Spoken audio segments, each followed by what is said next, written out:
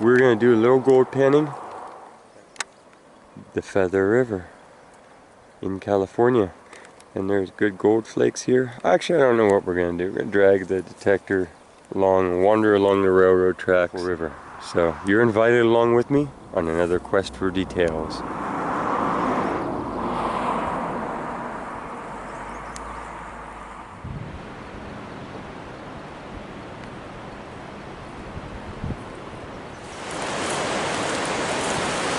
Massive.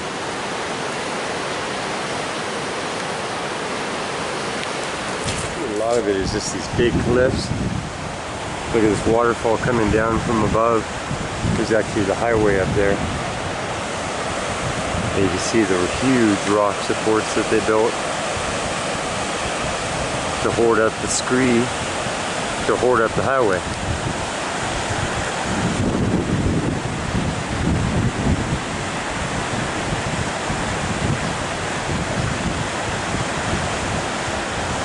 Beautiful waterfall.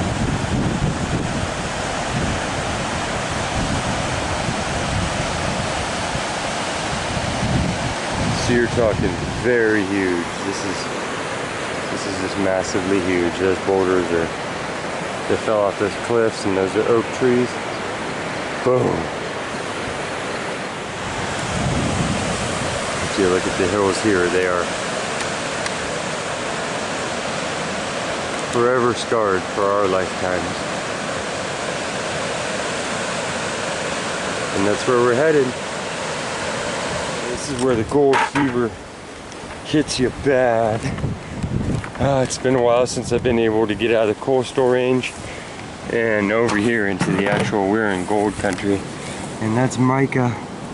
But doesn't it look golden? Look at that. It's always driven me crazy since I was a kid. River's full of gold.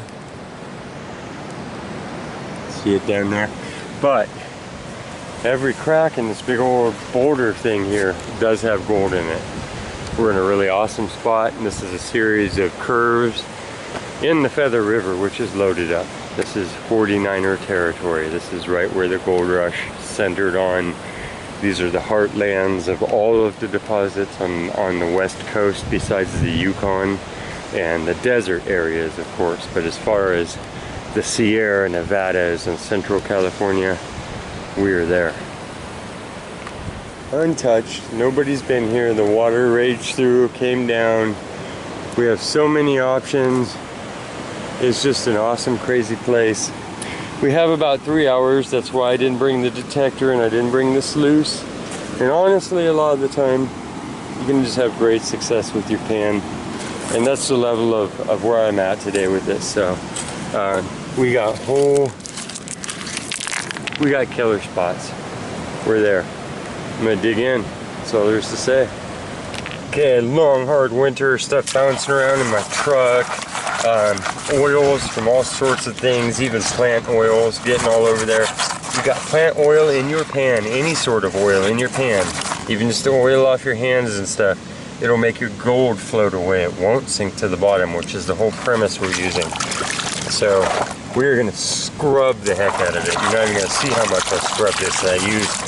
I'm not using detergent. I would if I was at home and I thought of this beforehand, but since I'm in the river, I'm not going to. We're just going pure, and I'm just using sand and just scrub it all up. And when I feel like it's good and scoured off and there's no oil left in there, then we will proceed. But that is important. Make sure all of your gear has not a drop of oil on it, not a drop. You've seen oil spread out across the top of water. It creates a surface tension, and then your gold sits on that, your fine flakes. And basically flakes and dust are what we're going for, because that's what most of the gold is. I don't know if you've seen this routine before, but this will be our processing in bucket. This is our sifter. We put all of the sand in there. We go like that, and we pull out stuff that is only smaller in there, and then we check that for nuggets. Toss it to the side if there aren't any, and then we'll be panning out the remaining material. It's just a classifier of my own making. So I cut the bottom out of a bucket, used a piece of screen, some washers, and some screws. And when that fries out, it actually lasts for a very long time, surprisingly. It costs about $1.75. So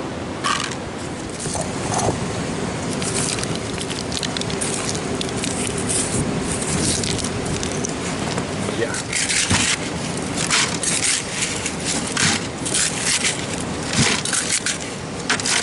Ooh, we instantly got some dirt going on, which means it hasn't moved for a while.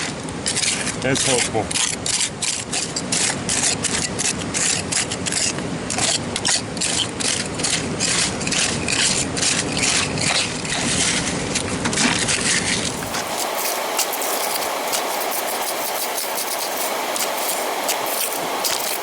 Just cleaning out there a little bit. I'm gonna take this down. Should have had some water in it already. So we'll go ahead and fill that up with water. This allows us not to make a crazy mess in the river. So we're managing our plume.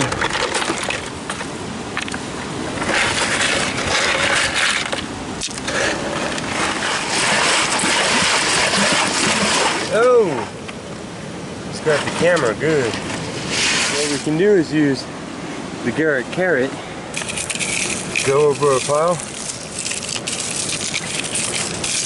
and make sure there wasn't any crazy nuggets that we just tossed out of there that we classified out. No garnets, no citrines, and no beeps of any metal of any sort. So we're good to go. What did we get out of that? We can dump this back into the gravel now.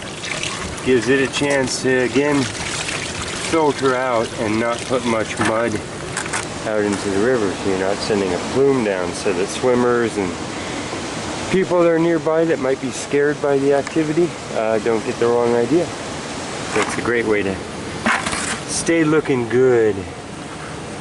Yeah, we got some fines and then some just regular stuff, but about how much? So we got at least 2 pan loads. And I bet you there's some color in there.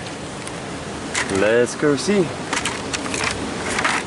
Okay, I'm supposed to be gold mining, but I can barely work with all these beautiful violet butterflies dancing around and the gorgeous scenery. Let me tell you, I just can't focus with the scenery.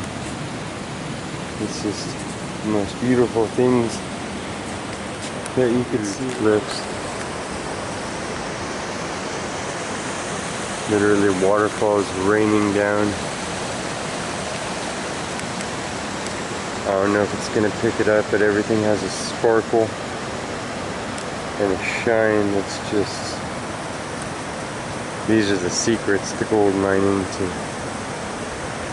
to being out in the wild. This is why people come. It's not for what you get or what you find. It's for what's there. It's the spider webs wafting gently up on the warm currents into the atmosphere. The towering cliffs above. The details that strive as you may, you just can't catch them all.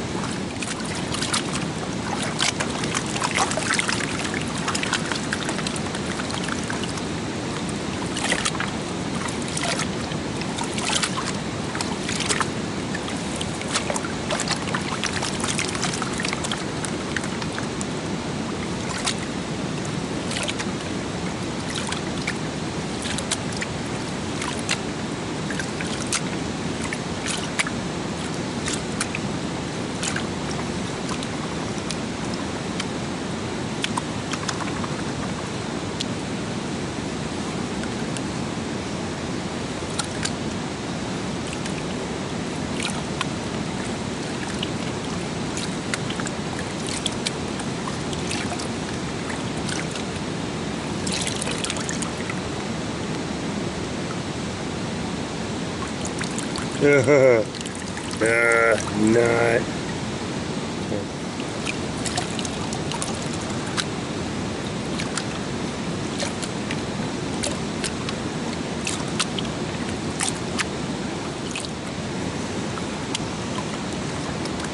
Alright.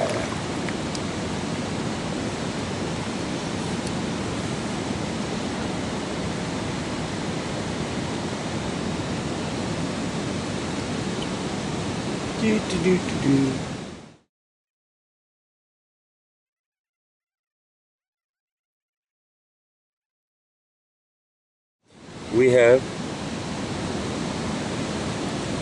one color that I can see on that quick pan out. It's there. It's real. It's yellow.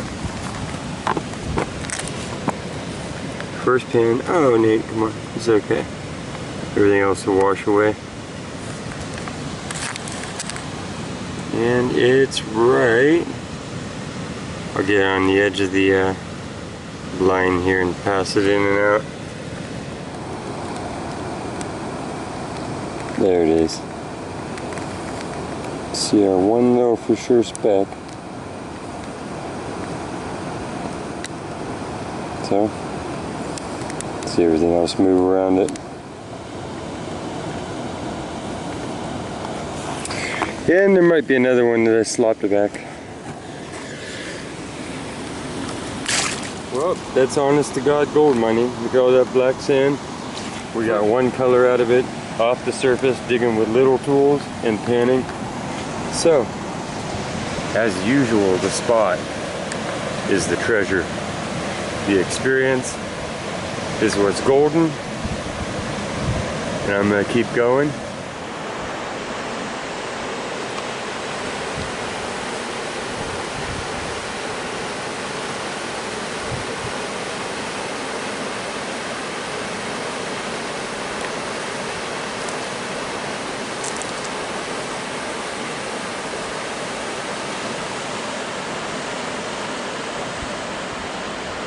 A little bit of railroad treasure here.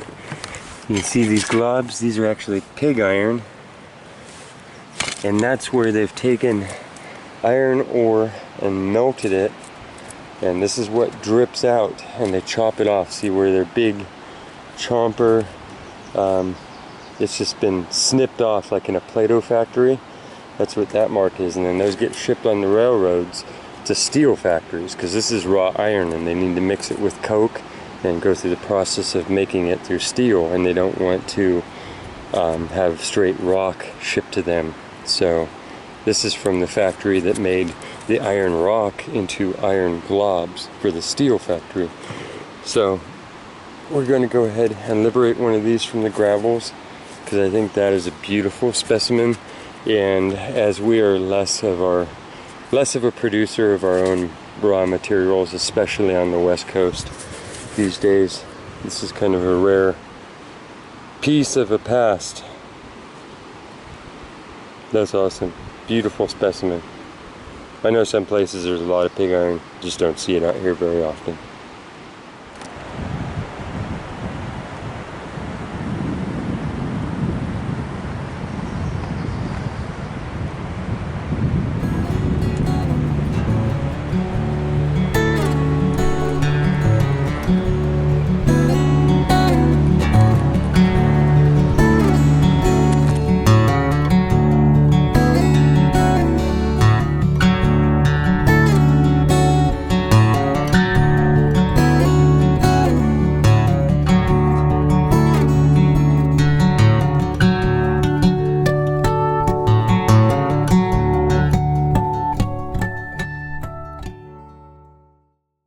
Hey, I hope you liked the video. If you did, please hit the subscribe button below. Helps the quest for details grow. I appreciate the support. And if you double click the bell icon next to it, you'll get a notification each time we put out a new video.